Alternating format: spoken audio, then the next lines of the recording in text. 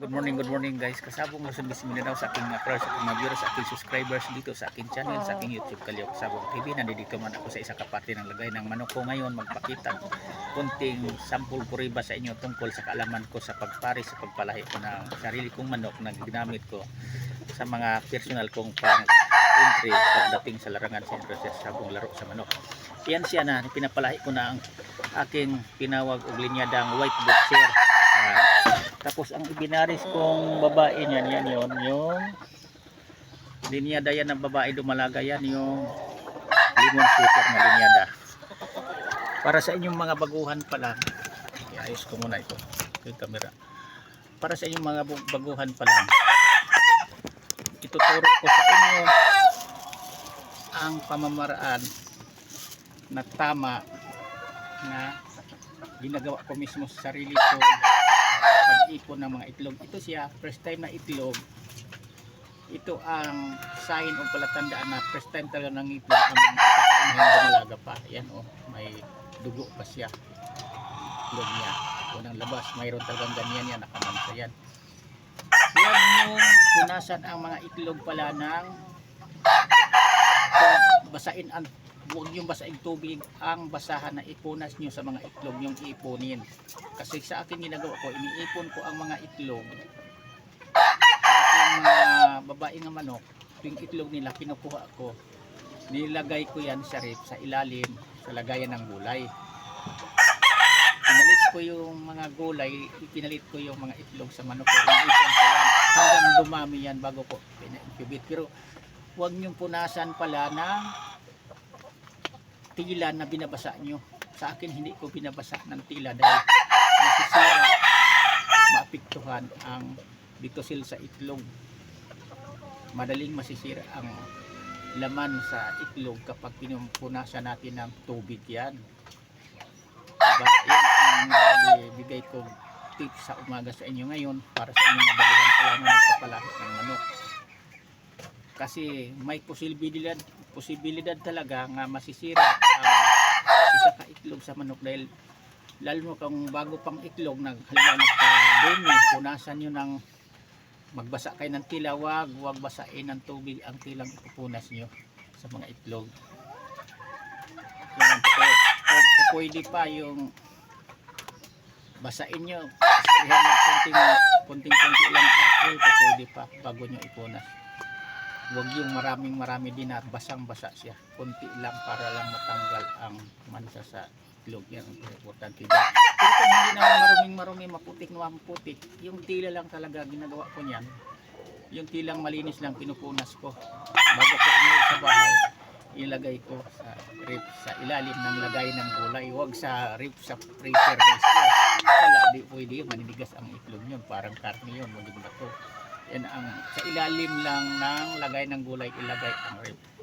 Ilagay natin sa balutin muna natin kung may panahon kayo, kung may mga papel kayo dyan, balutin nyo ng papel bago nyo ilagay. Pwede naman din na hindi ilagay sa papel, basta nakalagay lang sa ref sa ilalim ng lagayan ng gulay. Tapos ulitin ko, huwag nyong patagalin yan.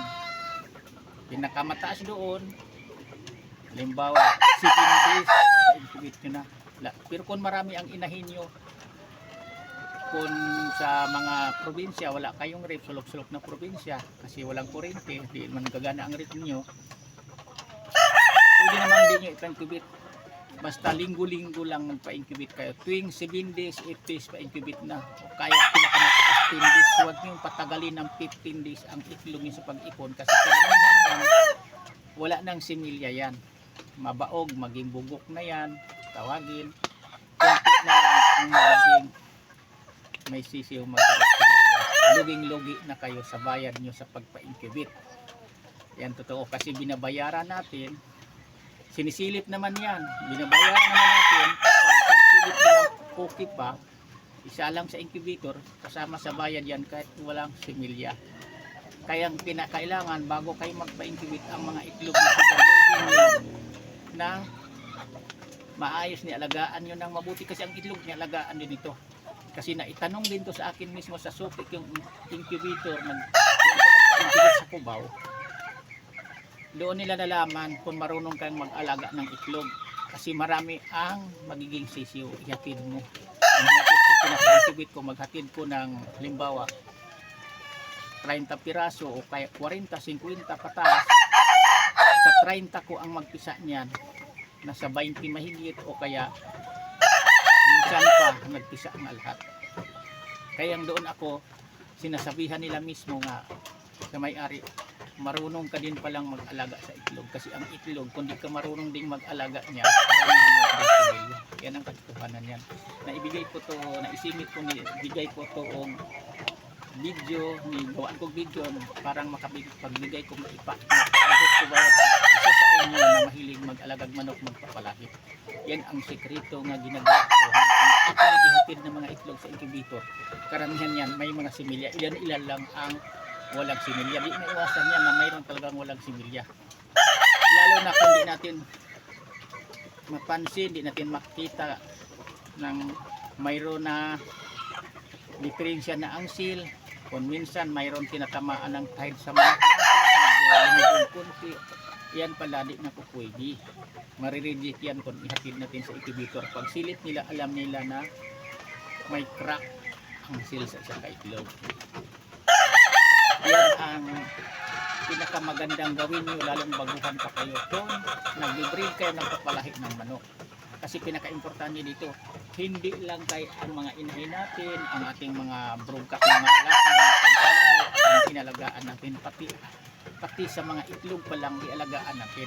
Ganun natin kamahal ang pag-alagag manok na ginagamit nating panglaro, panglaban. Pero bawin-bawin lang naman ito na pag-alaga natin.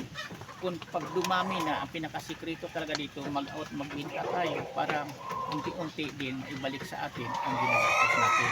Tapos yung iba naman, naglaban, naglaro tayo, pinipilit naman natin ang mga linyada na mahusay, linyada ang lamang sa panalo kaysa talo. Yan ang purpose dyan sa pagpili sa kamanok sa pag-alaga. Hindi pwede nga lahat na manok, basta gwapo, palahiin natin, padamin. Hindi ganun ang proseso. Dapat kung naglalaban tayo manok. Pero pwede din yan sa mga nagninegosyo lang ng manok, nagbinta na binta, hindi lang susugalin naglaban ng manok, hindi nagsasabong. Pero dito para sa akin kasi, bukod na nag-out, nagbinta ako, nag-entry din ako, naglaban-laban din talaga ako sa mga sabon kapit. Hindi na ako naglaban sa tupada. Yan ang totoo yan. Nag-entry talaga ako. Kaya ang mga manok kong ginagamit dito ng materialis, pwede kong pang-out pagbinta kung magkasundo sa presyo. Kung di magkasundo sa presyo, i-condition ko lang ng maigigan. Ako mismo naglaban. Lalo na sa panahon ngayon na may pa-premyo na. Dito sa San Juan Kakit, malapit sa amin sa bunga, Kaptulan. Ang pa-premyo yan, pag araw malinggo, half-fight lang yan. Isipin nyo, minimum, halimbawa, minimum 3-3. Pag manalong manok mo, may 70 ang premyo bawat isa ka panalo. Per win yan, 70. 3-3 lang ang minimum. Ngayon, kung may budget ka, paradahan mo ng 5-5 ang manok mo, plus may makuha kang premyo ngayon na 70, di ba? Hindi na masama, kumikita ka pa kapag manalo ang manok mo kaysa bibilhin na lang ng mababang presyo. Yan lang ang maipaliwanag ko sa inyo, maibigay ko tips sa inyong mabaguhan pa lang, maibahagi ko sa umaga na ito ngayon sa aking kaalaman tungkol sa pag-alaga ng itlog. Sana mayroon kayong matulot o matutunan sa akin sa aking i-upload dito sa aking channel, Kaliyaw Kasabong TV. Bukas ulit naman kasabong, ibang topic na pagpaliwanag ko sa inyo. Para sa inyong mga baguhan pa lang, huwag kayong magsawa mapanoorin ang aking mga content na i-upload dito sa aking channel, YouTube Kaliyaw Kasabong TV. Kasi mayroon talaga kayong konting mapulot o matutunan na pandagdag sa kaalaman niyo sa pag-alaga niyo ng manok din. Yan lang. Thank you.